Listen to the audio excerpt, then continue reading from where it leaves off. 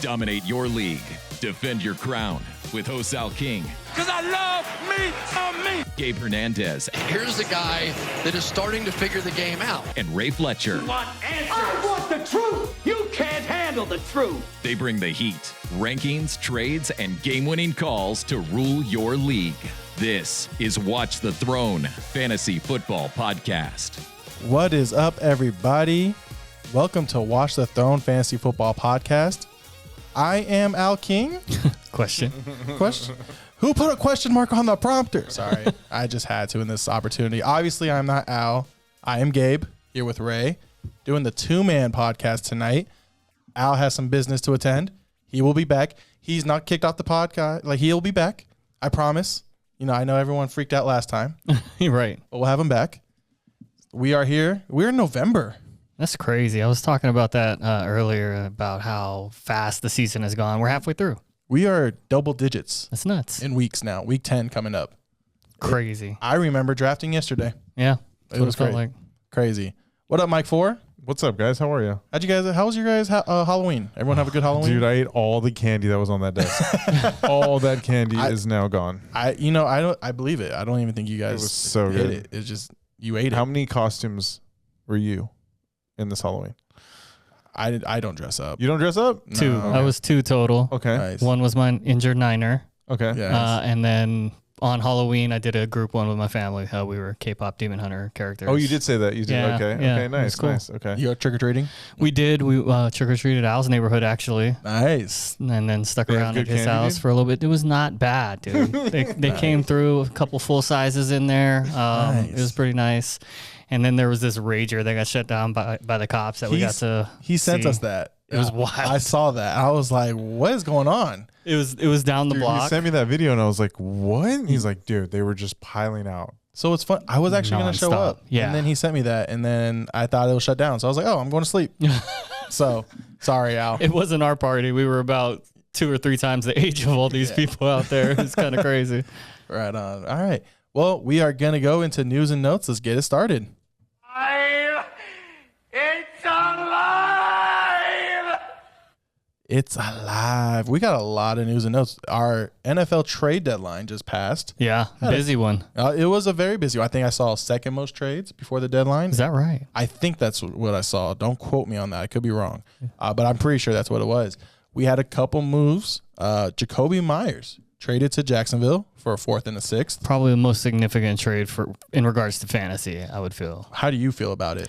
I think it's good for both sides. I believe Jakobi, he wanted out. He was ready to leave, and I think Jacksonville needs the weapons. They're dealing with quite a bit going on down there, and he's a solid, reliable veteran that can come in and play immediately. I think it's a win-win. I love it, actually. And they say long-term. This is not just a rental. They're not going all in this year. Obviously, I think we all think Jacksonville could be a playoff team, but not a contender. So I do like this, actually. And even long-term, to be behind possibly Brian Thomas Jr. and Travis Hunter. I love it. Or in front of Brian Thomas Jr. Or, I mean, at this point. Rasheed Shaheed traded to the Seattle Seahawks, which I personally love. It's a deep threat. I don't necessarily – I do think it takes away a little bit from Jackson Smith's jig, but just a little bit, like the deep shots. But I do love this for the team and Sam Darnold. I think it's great for their offense. It'll definitely open things up even more for JSN to do what he does. Send Shaheed down the sideline and throw it deep. I love it for him. I hate it for being a Niners fan and watching the Seahawks add pieces like that is not great for me. Do you have stock in Jakobi or Rasheed Shaheed in any league? I do have Shaheed in a couple. He's not consistently in my lineup, but he's on the roster, and if his production, I think it can increase in this offense. So there's a possibility he slides into the lineup every week, every once in a while. Yeah, Mike Ford, do you have any stock in Jakobi or Rasheed Shaheed? I have Jakobi in the Dynasty League. You excited about it? Or I like it. I think it's good for him. Good. I think he wanted to be out of the Raiders anyways. So honestly, I think he'll do better there. And I think Jacksonville needs the help too as well with Travis Hunter. Thomas just ain't looking that good. So we'll see, man. He might be the number 1 this week, actually. Brian Thomas Jr. might be out as well. So it should be interesting. yeah. Obviously, not completely fantasy related, but Sauce Gardner traded to the Colts. That was a big one. Big trade, couple first and AD Mitchell, which was a surprise addition. I like it. Is he automatically the wide receiver 2 in New York? I don't know. Maybe. I mean, like we've seen flashes of him, right? This year he had that one game where he kind of would have went off if he didn't make a couple of mistakes. I don't know if the Colts ever truly forgave him for that. Gotta let it go. One time. I liked him coming out of college. Same. I think he can be a solid receiver. Very talented. So I'm excited for him, actually. I want to see how it goes. Obviously, I'm not going to hold him to a lot of standards this year going forward. I mean, got to learn a new system and all that. Yeah. So I'm excited for him. I actually do think it's sneaky. Well, not to mention, it's still the Jets. They're not like this trade isn't going to make them better. So, well, not now anyway, but down the road it will. If you're in a deep league and he's out there, I would consider picking him up, actually. Yeah. Then we got my Cowboys going to get Quinnen Williams. And I love the trade. I know a lot of people are knocking it. Listen, I don't think we're going to win this year with him all of a sudden. I don't think it fixes the defense completely. But for the future, I actually love it. We just picked up one of the best defensive tackles in the league. I don't know how the Cowboys fans are going to be satisfied. At one point, they're all like, "We need to do something to get better. We need to make moves. And then they make a move, and then everybody's like, "Why do we do that?" And look, Quinnen Williams you can. And Quinnen Williams is a good football player, a really good football player. Let's not forget he was number 2 overall. Was he 1? He was a top pick. I think he was number 3. 3 somewhere up there. 3. Yeah. So he's a solid player. He's been productive in the NFL, and I think it's a good addition for the Cowboys. I love it going forward. And then we also picked up Logan Wilson, another sneaky pick. But I still don't think it fixes our defense. I think it makes us a little better on defense, but we're still going to have holes for sure. Can't get much worse, so exactly. Right. Yeah. Just some injuries real quick. We'll go through. We'll start with the quarterback position. Obviously, that's the most important. CJ Stroud already ruled out with the concussion. Ruled out on a Wednesday. Not really good. He might be out a couple weeks now. Not a great time for the Texans. That's a tough one. Davis Mills actually didn't look half bad. Obviously, a little erratic at times, but I'll get into that a little later too. Kyler goes on IR. I think it's done with him in Arizona. I think they're moving on. Yeah. Now do they go for a future quarterback? Like they need a future quarterback now, right? Because it can't be Jakobi. It could be. You would be comfortable with him starting day 1 next year? I wouldn't know, but it's a possibility. I think. I do think they will try and go find their guy for the future, whether that's in the draft or one of these free agents try and pull another Sam Darnold out of your hat, something like that. I love Jakobi as a backup. I think he's the best backup of all time almost. Well, maybe not of all time. That's a little erratic. But of today, I think he's the best backup. He's a solid player to have on your roster. So it's good for them that they have him and that they can make this move. But you're right. It does signal something, being that it's this late into the injury. Now they decide to put him on IR. Yeah. They didn't do it 3 weeks ago. And now it's a 4 to 8 week injury all of a sudden. Yeah. Jakobi did look good against mine and Mike Ford's Cowboys on Monday night. So we'll see what happens. And then I just Puka limited should be good to go according to Sean McVay. Another couple of wide receivers, Rome Odunze and DJ Moore, no practice today. That's something to keep an eye out for. Cedric Tillman coming back off of IR, possible waiver wire pickup. Brandon Ayuk still expected back this season. No Pierce all at practice yet. And then Marvin Mims has ruled out tomorrow night for the Broncos, and no practice for Michael Pittman. Anything stand out there? Anything that's concerning? I know you got a couple Niners on there, but yeah, I mean, look, Ayuk, I don't know what's going on there. Pearsall, he's slow. They're slow playing him with this knee injury, so that's fine. We'll see if Brock is going to be back this week. It's trending that way, but I don't know. I think Pittman and DJ Moore, I think, are probably just vet days. I don't think they're going to miss this game. Pittman was a calf. They said he played through it once already this season. Yeah, I think they'll be all right for this week. And then running backs, Rico Dowdle, no practice. He did get shaken up in the game, but he finished. I think he'll be okay. DeAndre Swift was limited with the concussion. You got Aaron Jones with no practice, and then Nick Chubb with no practice as well. Nothing with Nick Chubb. No reasoning. So that would actually be very good for Woody Marks if with no Chubb for this week. Yep. And then keep an eye on Aaron Jones because he actually looked pretty good, and Jordan Mason took a back seat. Yeah, I was surprised by that. But it happened a couple weeks ago, but even this past week, I think he had 10 carries for like 30 yards. So Jordan Mason just seems to be the clear backup there. Yeah. anything else that stands out to you? I mean, that's kind of all the news. I know we always say, well, I say Wednesday practices, you can't read too much into.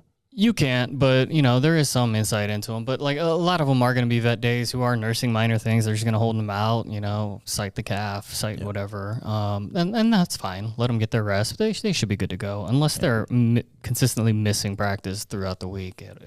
Yeah. The two biggest ones for me was Quinshon Judkins practicing. I didn't even, we were talking about it earlier, and I didn't even realize he had an AC joint. I didn't even know. And then Puka limited and then should be good to go. Those are the two big ones. I think that not a whole lot of information was let out, but they both look good to go going forward this week. We are going to take a quick break. We will be right back after these words. Welcome back. So on tonight's episode, we're going to do things a little differently here. We're going to do mid-season awards. So we have our MVP, we have our best sleeper, we have our biggest bust, and then best waiver wire pickup. I'll get right into it. I didn't want to take the low-hanging fruit, but sometimes you got to go with the obvious options, and I went Jonathan Taylor. Jonathan Taylor has been incredible, obviously, this year. RB2, only behind Christian McCaffrey. He has had great games. He hasn't had any games that have really bad, except for this past week against Pittsburgh, where he had his lowest of the year, 7.7. But other than that, he's scored at least 12 points in each game. He's been amazing. He's just a touchdown machine. He's breaking big runs. He's the obvious pick, and you have to go with him because I tried to find something else. I thought about Patrick Mahomes. I will say, I probably shouldn't say it, but Christian McCaffrey was my pick, but of course I'm going to give him to Ray. But Jonathan Taylor is obviously 1A, 1B right there, whatever order you want to put him in, and he's been amazing. And I will say, though, I am a little concerned with him going forward, just a little bit. What concerns you about him? His schedule is brutal. And then were they exposed this past week? Because we all know the Colts have been a surprise team. Were they exposed against the Steelers? That's my biggest concern. I guess we'll find out a little bit they play in, I think it's Berlin. I don't know exactly where they play in Europe this week against Atlanta, but Atlanta's they're heckle and jive on defense. I'm very curious and concerned about this offense going forward, but I want to see it. It'll be interesting. It's hard to argue with Jonathan Taylor as an MVP. He's been lights out this year, and look, the Colts have been smart. Feed the ball to Jonathan Taylor. It's not a difficult game plan. I don't know if they were exposed so much as you're not going to be good. You're not going to be good every week. No team is. There's always going to be an off week.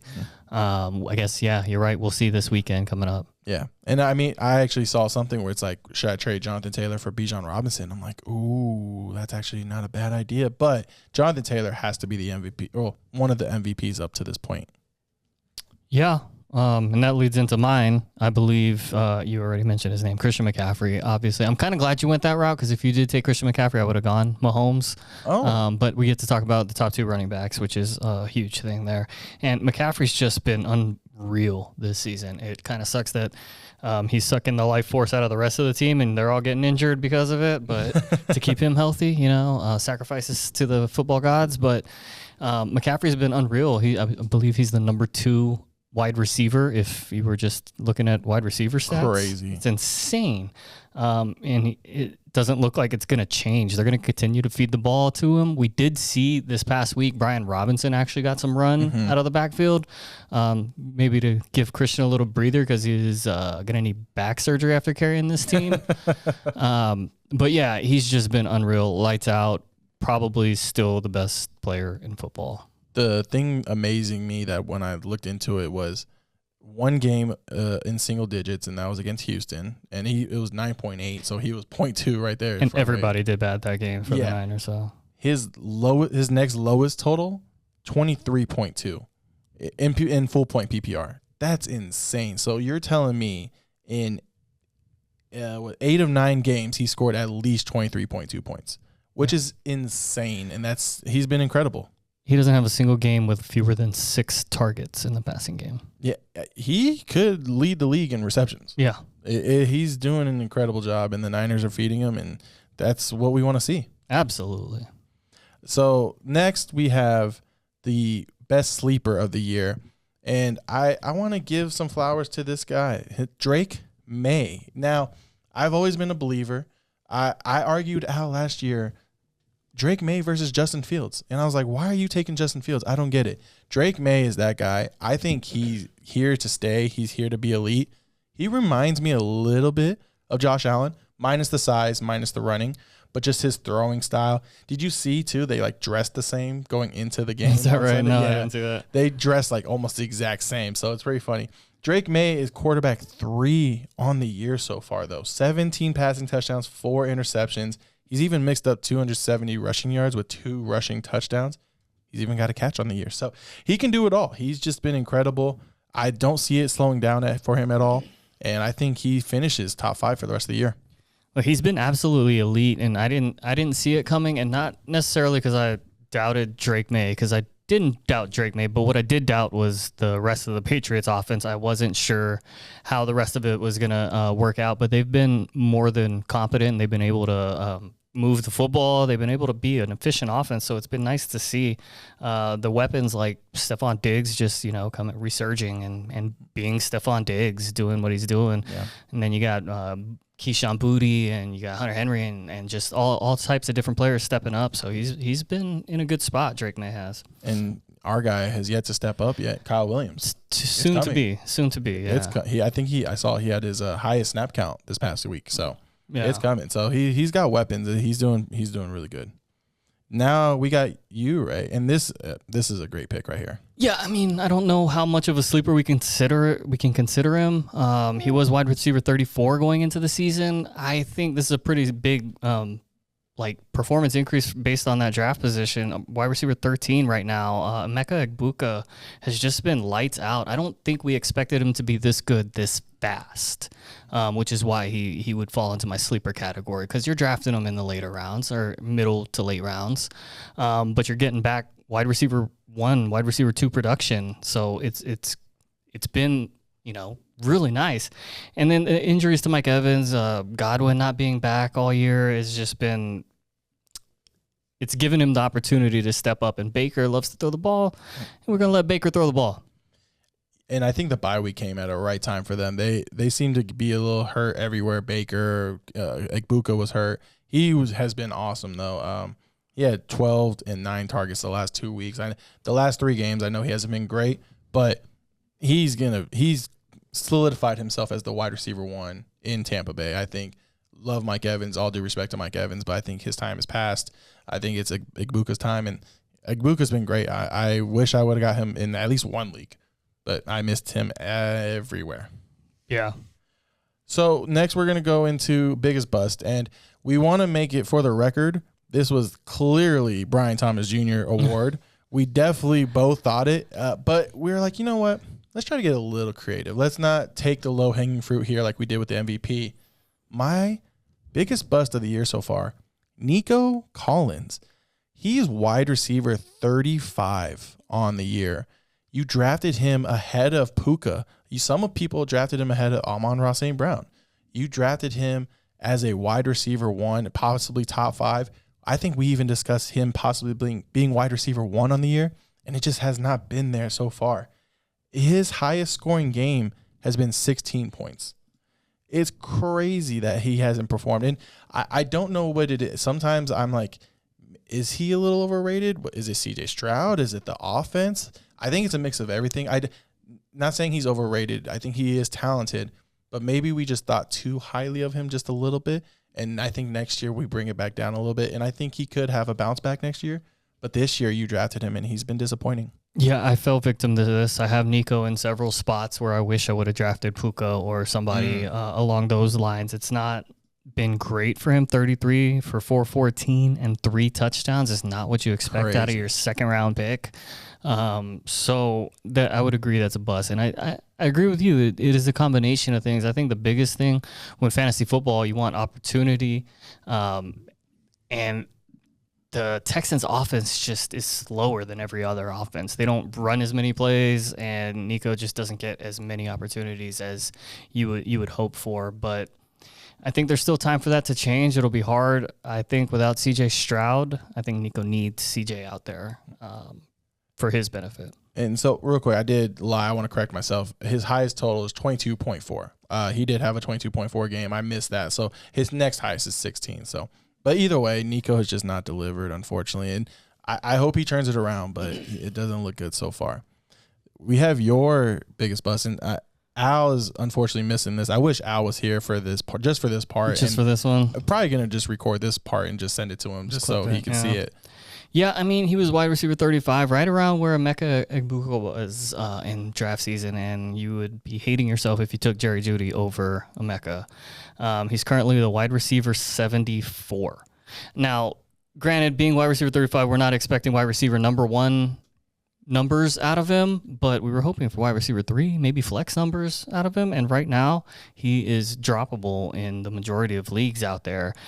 His quarterback situation is a mess. He's not getting the opportunities. He's not the number 1 option ever on any play for the Browns, it feels like. So, yeah, I don't know. I don't know what happened there. I'm curious to see how he does with Shador. I hope Shador comes in here sooner rather than later, and let's see. And Cedric Tillman's coming back now, so you figure he'll take a couple targets. It just hasn't been Jerry Jeudy year, and I was kind of excited with him with Flacco, but then Flacco got traded, and I don't have Jerry Jeudy in any league. I actually traded him in Dynasty.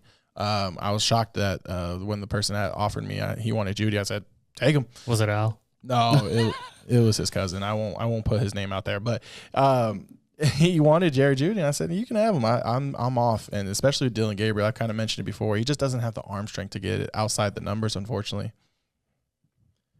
We will move on now to our best waiver wire pickup. Now, this one was kind of hard for me. I feel like a lot of people. I mean, depending on your league, there's some guys that were drafted, some that weren't. Sure. For me, the guy I found that wasn't drafted mostly was Dallas Goedert, who is tight end number 5 on the year right now, which shocked me. I'm like, Dallas Goedert, where did you come from? Actually, tight end 6. I'm sorry.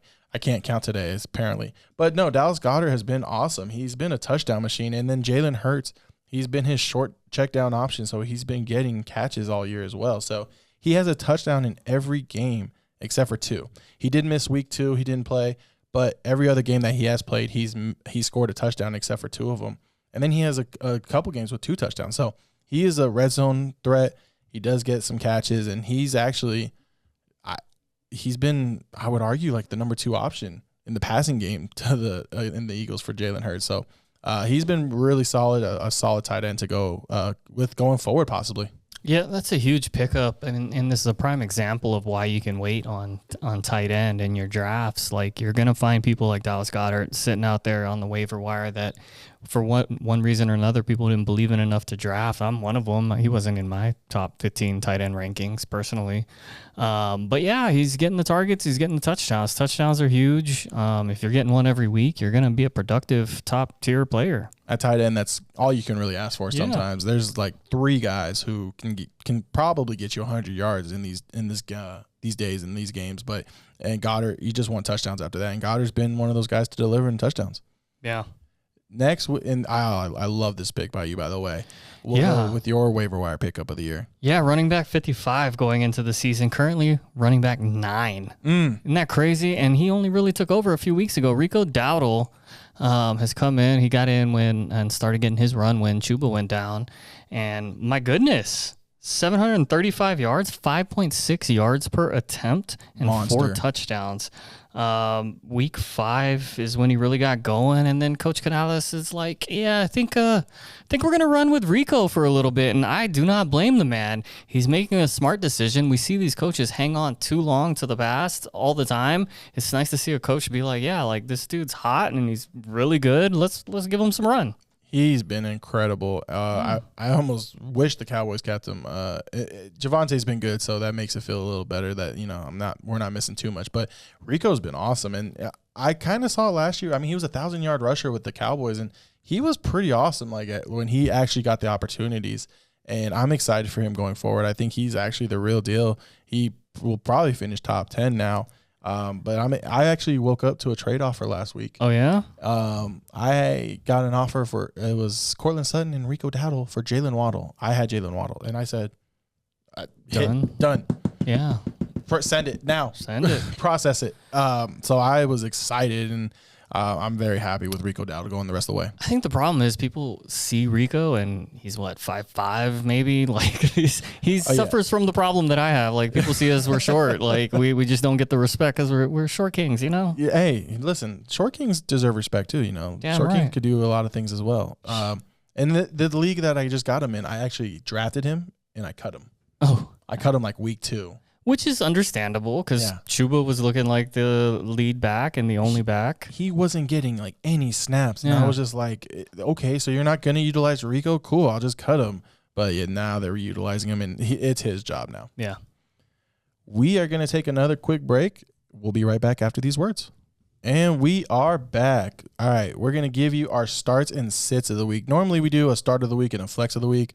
But with the 2-man, we got a little more time. So we're going to give you 3 starts and 3 sits each.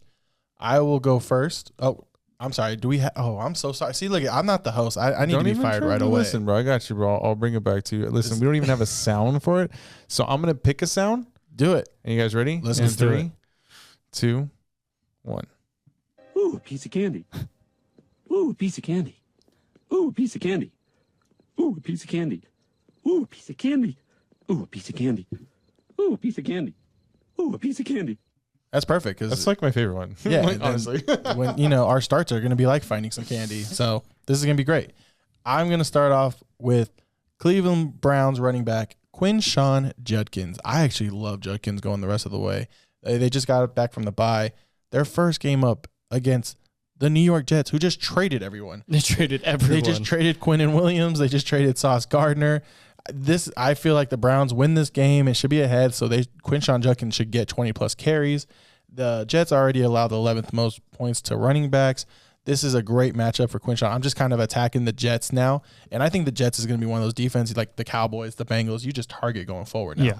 1,000,000%. And Quinshon's in a great spot. He's been utilized a lot as soon as he got back from his extended absence in the beginning of the season. He's been really good, really effective, and I'm excited to see it going up against a defense that has literally tapped out. They've given up on the year. This Jets team is done. He's clearly the workhorse for Cleveland, and I actually tried to get him. But the guy that wanted to make a trade, he wanted to give me Rasheed Rice. I said but for Justin Jefferson and he was gonna give me Rasheed Rice and Quinshon Judkins, and I was gonna give him Jefferson.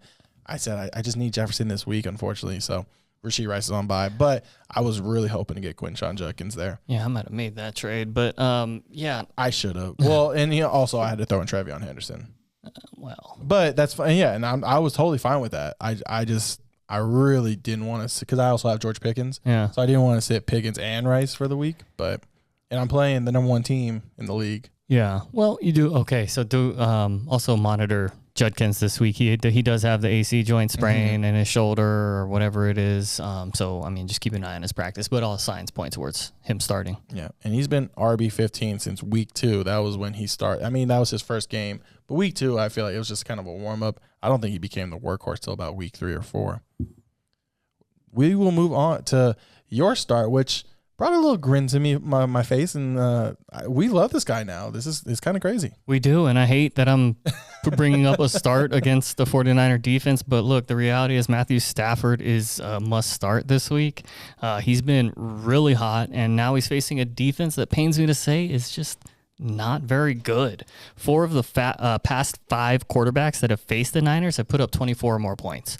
That's a lot of points. Stafford, over his last 4 of his last 5 games, he's put up 30-plus points. So he's just on a roll. Puka, if he's healthy, he should eat.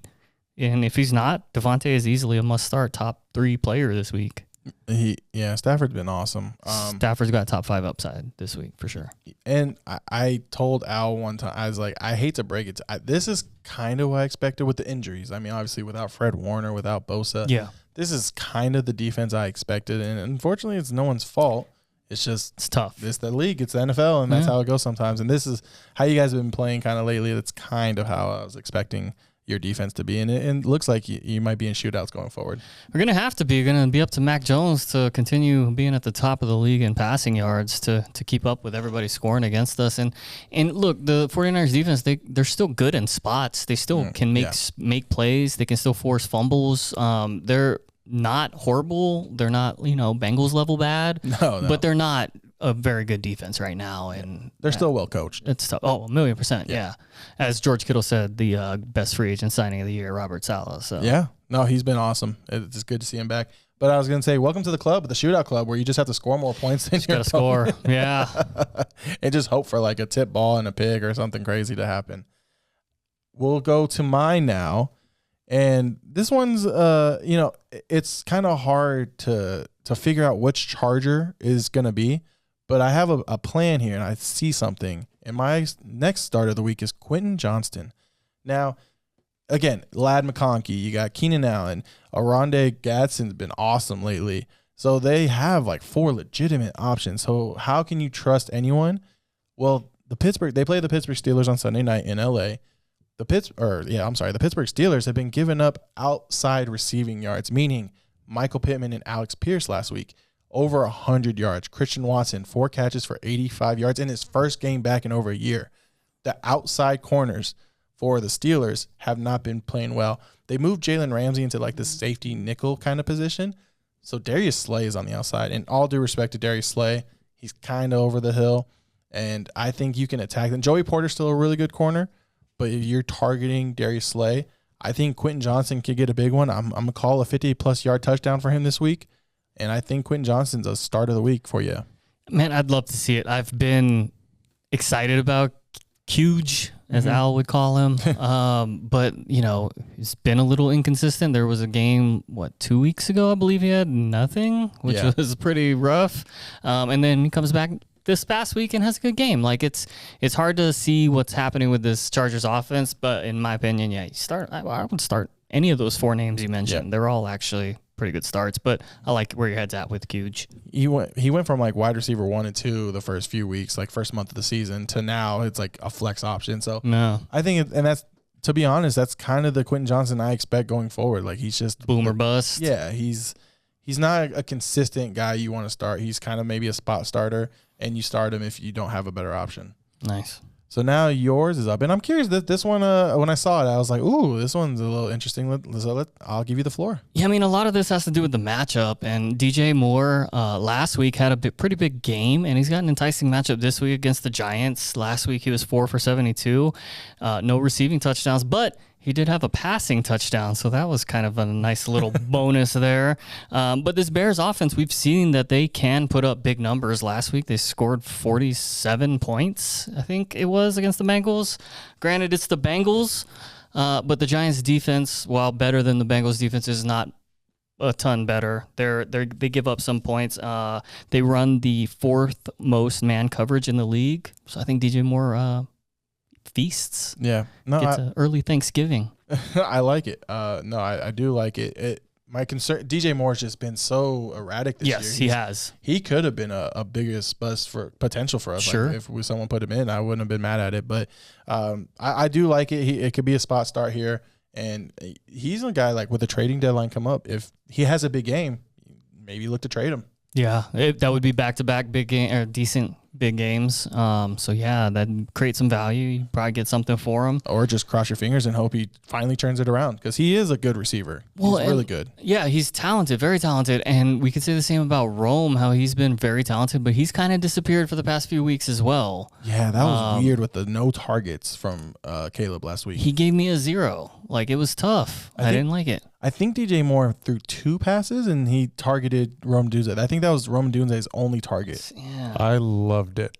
DJ Moore, I started him and he came through. Nice. Big. Yeah. Oh, it was great. It's about time, huh? Oh, dude, I've been waiting. But I got to come back to reality. Like, I kind of know that's all right. We got to settle down a little bit, but not this week. You don't got to settle down this week. Oh no, man. Oh no, I need it. Caleb Williams. He looks good, dude. He had 40. I'm trying to trade him. Nobody wants him. Well, when you said something about Caleb, I'm like, here's Gabe going on his Caleb. But honestly, dude, he looks good. He's still a little erratic and he's still a little inconsistent. Like, a couple weeks ago, he had 4 points against I'm blanking on the team right now, but he still has his moments where he's like has 30 and then has 4. So I just want to see it consistently. Just because, get me at least 15. Like, I could live with 15. It's the 4-point games I can't live with. Just go out and catch a touchdown every week. It'd be all right. That too. Yeah. That works. All right. This one too. This one is also kind of like a matchup base, and then also a new quarterback. My next start of the week, Dalton Schultz, former Cowboy. Let's get him on the board there. Now, Dalton Schultz is someone that you're starting a tight end if you're really desperate, but I think he could have a really good game this week. When Davis Mills came into the game, CJ Stroud's already been ruled out. When Davis Mills came into the game, Dalton Schultz, 5 catches for 75 yards. He finished the game with 6 catches for 77 yards. So CJ Stroud had a one catch for 2 yards to him. And the Jaguars also give up the second most points to tight ends. I think this is a good spot to start Dalton Schultz. Tight ends, you got Travis Kelce on bye. I'm blanking on who else is on bye right now. But, if you have someone on bye and then tight ends are just so erratic anyway, it's just like start someone who has a good matchup, possibly get in the end zone. And then Dalton Schultz has been favored by Davis Mills. And Davis Mills, the thing I wanted to mention earlier was he looked okay. He made some decent throws. He has a decent arm. He can throw it downfield. Maybe Nico gets one, but he was checking it down a lot to Dalton Schultz. So that's what I loved about this, and I think Dalton Schultz is a good start this week. Yeah, I think that's a smart play. And with Dalton Schultz, he's the closest target to the quarterback, so it makes it easier for a guy like Davis Mills to come in, especially when the Texans' offensive line is not performing up to par. He has to get rid of the ball quickly. Dalton Schultz is often open within 5 yards of the line of scrimmage, so it's an easy target, an easy throw, and Davis Mills is smart to utilize that. Yeah, and even though the Jaguars have talent on the defensive line, they haven't been getting a lot of sacks. So it's not like he's going to have to stay and chip in. He's going to be able to run routes, and I think he's going to get some catches, and he can finish top 5 tight end this week. I like it.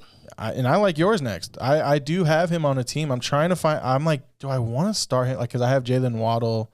I have 4 really good receivers, but I'm like, I want to start this guy. So let me see if I can make the case for you. I want to hear it.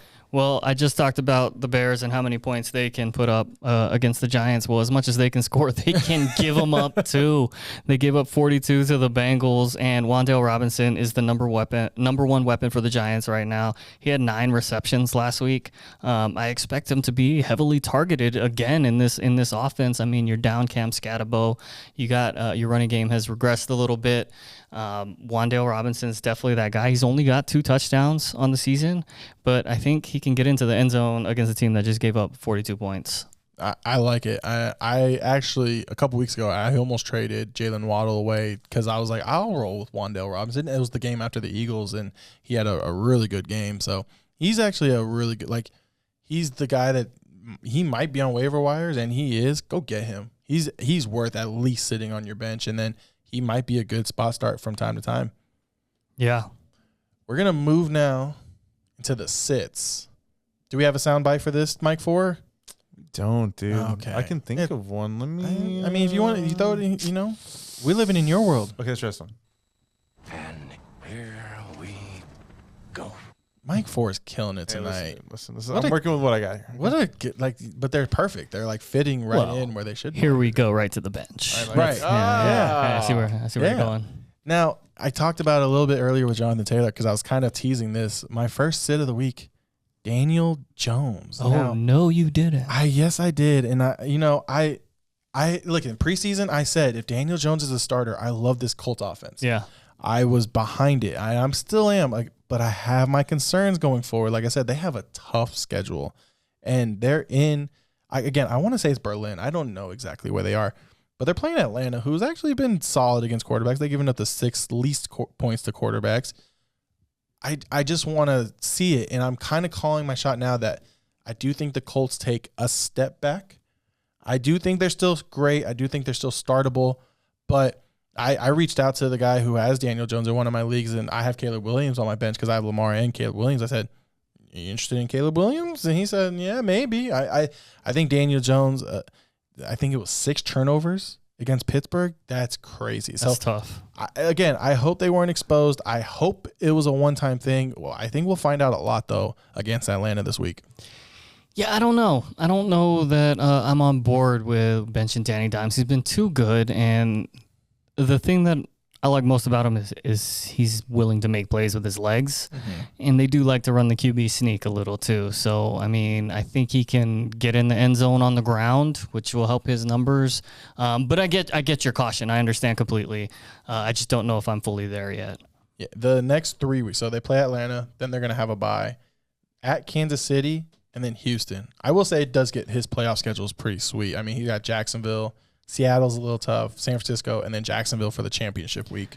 Yeah, that's nice there. He's got to weather that storm. The Chiefs and the Texans are tough matchups. Yeah, so he does. It's going to get a little tough these next couple of weeks, even with the 6 turnovers. At least in the league I'm in right now, he scored 17 points. So I want to see. And like I said, I'm kind of calling my shot. Maybe the Colts just a little step back, just a little bit. But speaking of step backs, this guy, go ahead. I'll let you have the floor with this one. If you still have him on your roster, you need to sit him this week. That's what I was gonna say. Yeah. But he, there's 2 quarterbacks. There's super flexes. I get it. Trevor Lawrence has just been god awful. His top 2 weapons are down this week, if you can even call them that. Travis Hunter's out. Brian Thomas Jr., I believe, is questionable still. And they added Jakobi Meyers, and I love Jakobi Meyers as a player. I think he's an incredible wide receiver. I don't know how much of a difference he's going to make this first week in that offense. And the Texans are the number 1 defense against quarterbacks. They're allowing the fewest fantasy points per game. It's a tough matchup. You got a lot of moving pieces. It's going to have to be a sit for me. I was such a big Trevor Lawrence fan when he came out of college. I was not. Loved Trevor Lawrence. I thought he was the next big thing. His rookie year, he struggled. I think his second year, he had a really good year. I think that's the year they won the division and had the crazy comeback against the Chargers in the playoffs. And I was like, okay, here we go. Trevor Lawrence is about to show up, and he's regressed.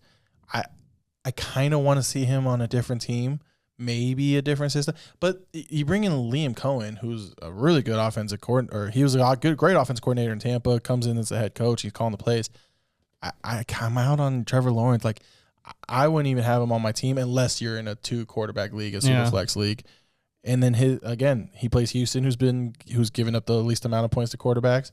He's then got the Chargers, who's given up the 4th least points to quarterbacks, and then he's got the Cardinals, who surprised us on Monday night a bit, and they've given up the 8th least amount of points to quarterbacks. So yeah, I'm with you on this one. Yeah. Next, this is going to be mine, and this is going to be for me. Breece Hall. Now, this is a couple factors in here. He plays Cleveland, who's given up the 2nd least points to running backs in fantasy. I was shocked he was not traded. I thought he was gone for sure. I was excited for him. Did you hear the story with him in Kansas City? No. Kansas City offered the Jets a 4th-round pick. Oh, and they wanted a 3rd. The Jets wanted a 3rd and said no to a 4th-round pick for a guy who's gone after this year. Why wouldn't you just take a 4th? Like, why wouldn't you take anything for Breece Hall? He's not going to be on your team. He doesn't want to be there. You kind of show – I mean, they do run him, so maybe they want him there. But what are you going to do? You're going to maybe win one more game the rest of the way? What's the point of having him? I was super disappointed he wasn't traded. I think he's going to be unhappy. This is going to go one of 2 ways, though. They're either going to run him to the ground or they're not going to play him. And then he's going to get like 5 carries, and maybe you see Isaiah Davis take over. So it's mix of matchup and possible just not wanting to be there, and then team morale. Like I don't know how Breece Hall performs the rest of the way. If I'm Breece Hall, my hamstring is going to start hurting immediately, and I will not be playing another down. Like, I mean, how can you do that? Like, it makes 0 sense. You traded everybody except for the one guy that was like, trade me. Like, I don't get it. And you're right, an expiring contract. What's the point of keeping him around? It makes 0 sense. Yeah. As a real life football fan, I don't know if I would have loved him going to the Chiefs, but as a fantasy football fan, oh my gosh, dude. Yeah.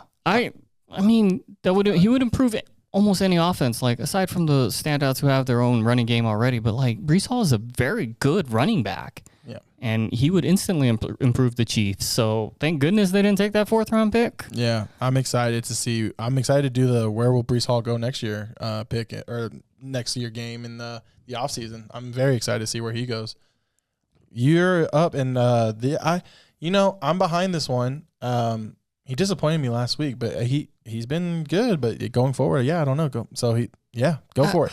I don't know if he's been that good. He's been kind of meh to me. Just meh. Really? Yeah.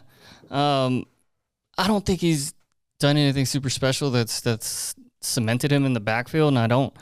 If he has, then why is Jarrett Patterson getting more yards? Why is he getting more yards on fewer carries?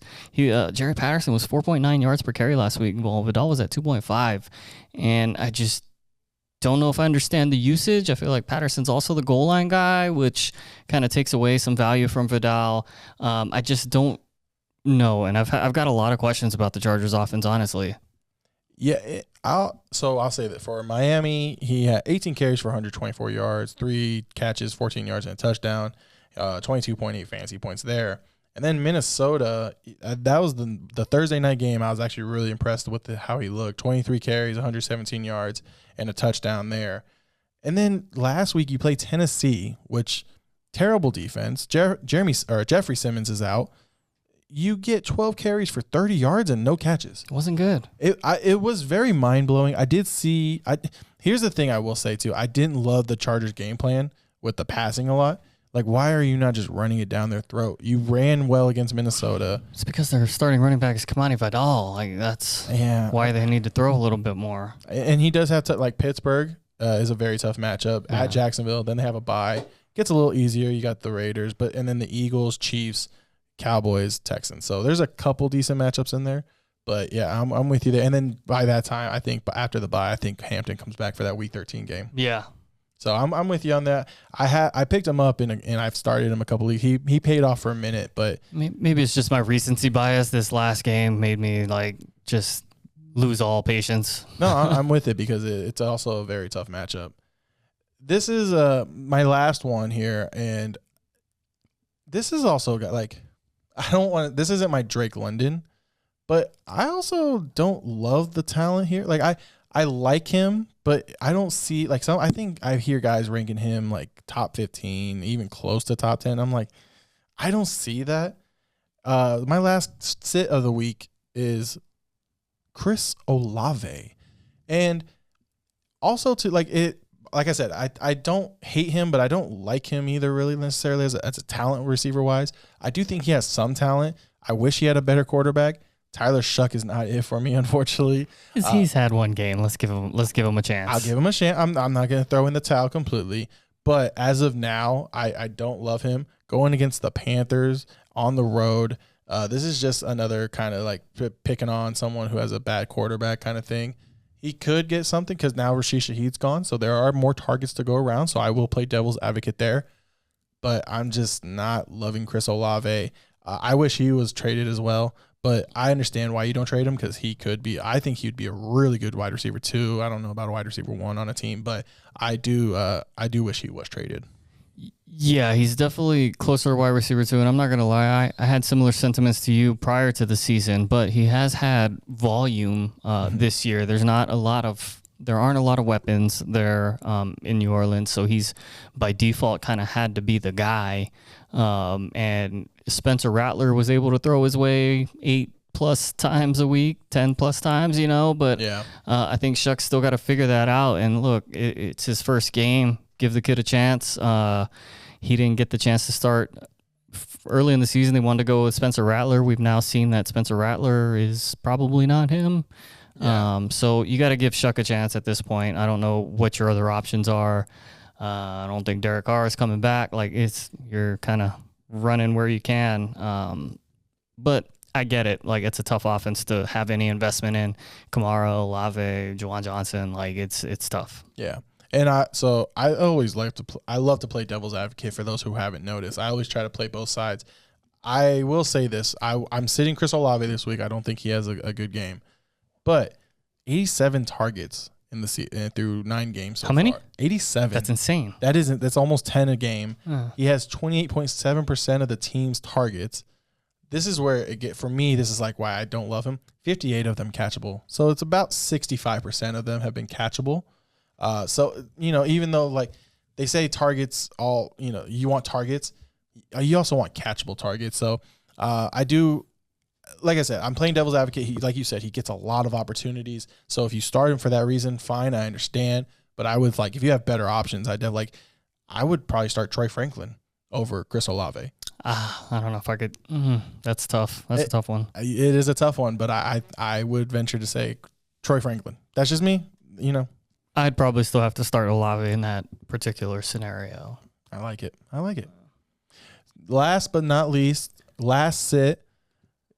I actually agree. I was really high on him before the season started too. Yeah, I think a lot of people were. Khalil Shakir, he's shown prominence in the offense. He's shown an ability to be effective, and it just, for whatever reason, has not been a huge season for him yet. He's got a tough matchup this week, and I was surprised when I was looking into this and found out how the Dolphins have actually been pretty good against wide receivers, especially slot wide receivers, where Khalil Shakir makes his living.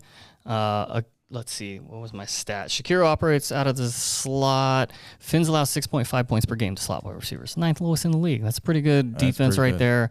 Last week, Khalil Shakir was 743 yards, no touchdowns. He got 3 touchdowns on the year. For him to have any relevance this week, he needs a touchdown. I don't know if he gets it. Yeah, and you figure game script. You figure the Bills will be up. They'll run the ball a lot. Shakir probably. I mean, first half, you're going to need him to have a really good game. And then for me, maybe I think Kincaid's been the number one option on this team for the receiving option wise. Kincaid has been the number one receiver on this team. He still got 49 targets, 22% of the team share. So that's great. But last year he was so good, and I was like, ooh, he's going to be a good like flex guy again this year. He's going to be awesome. And he's had a couple games. Yeah. He had 2 games like where he broke like 70-yard touchdowns. Yeah. Other than that, it's kind of been disappointing with him. Yeah, we kind of thought he would be the leading target getter. Yeah. But it hasn't really panned out that way. It has not, unfortunately. That is it for us today. I hopefully will not be sitting in this host chair again. This was very stressful. How'd it feel, dude? What's your thoughts? The lights make you feel a little hotter. I miss my side. This is way too much responsibility for me. I don't like this much responsibility. I just need to be on my side and just, talk when I need to, when I'm told to, Oh, you did good, dude. You did good. I appreciate it. Yeah. Thank you. Mike 4. Let me ask you real quick, Mike 4. Yes, sir. How many teams do you have? Your fantasy teams? Yeah. 3. How you looking? I'm floating by. On the Dynasty League, it's looking a little bit better. You're right ahead of me in Dynasty. Yeah, so it's looking a little bit better. The Yahoo League, I just beat the top guy in our league. So it was Greg, was it? So I just beat Good Greg. Win. So I bring this up for a reason, because do you know how Yahoo playoffs are set up? I think it's I was looking back on the text. I think it's 8. 4. So he's going 6. So top 4 standings, 2 wild cards. The 2 wild cards are just the 2 most points scored. Mm-hmm. You'd be number 6, my friend. I know. I got into it like 2 years ago, dude. Mm-hmm. I got in. I was dead last, but I had the most points. Oh, that was you. And I made it in, dude, and I made a run all the way to the game. I got second. My man. I got second. Nice. It was good. That's why I do love that. I actually love that, the standings for the playoff settings for that. Yeah. So I brought that up for a reason. I was thinking about it earlier. I was like, ooh, let me tell Mike 4. He's going to be happy. Dude, I saw, and I was like, I'm still there. I gotta win, though. I got to win. Also, I thought maybe Mike 4. No. Oh, I like that. Mike 4. I mean, we could get there. Maybe. Mike, well, we should do a Mike 4 sound bite. We should do. We'll work on that, dude. We'll get that. Till next time, thank you so much for joining us. Give us a like, give us a subscribe, leave us a comment. Let's get us some start sits. Give us some of your questions. We might try to go live on TikTok Sunday morning. Check that out. If you're not following us on TikTok, follow us on TikTok as well. If you leave us comments, give us your start sits. Until next time, peace. Dominate your league. Defend your crown with Hosal King. Because I love me. Gabe Hernandez. Here's a guy that is starting to figure the game out. And Ray Fletcher. I want the truth. You can't handle the truth. They bring the heat, rankings, trades, and game-winning calls to rule your league. This is Watch the Throne Fantasy Football Podcast.